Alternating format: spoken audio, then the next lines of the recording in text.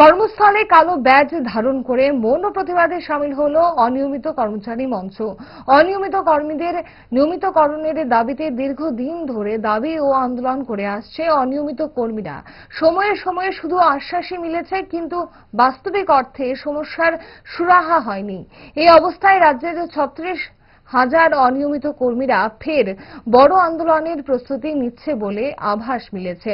আজ রাজধানীর আইজিএম হাসপাতালের সামনে এই হাসপাতালে কর্মরত শ্রমিকরা প্রতিবাদ জানাতে বুকে কালো ব্যাজ পরে নিজেদের দায়িত্ব পালন করে। তাদের দাবি, অবিলম্বে সরকার প্রয়োজনীয় পদক্ষেপ নিক, নতুবা তীব্র আন্দোলনে ঝাঁপাবে অনিয়মিত কর্মীরা। কি জানালেন মঞ্চের এক নেতৃত্ব, দেখুন।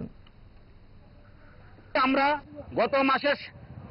এই মাসের 7 তারিখ, জুলাইয়ের 7 তারিখ রাজ্যের অর্থমন্ত্রীর নিকট আমরা একটা রিপ্রেজেন্টেশন জমা দিয়েছি।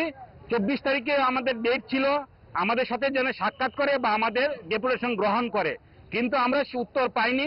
পরবর্তী সময়ে আজকে 2-3 দিন আগে আরেকটি আমরা রিমাইন্ডার দিয়েছি। সেই রিমাইন্ডারের জন্য আমরা অপেক্ষা করছি।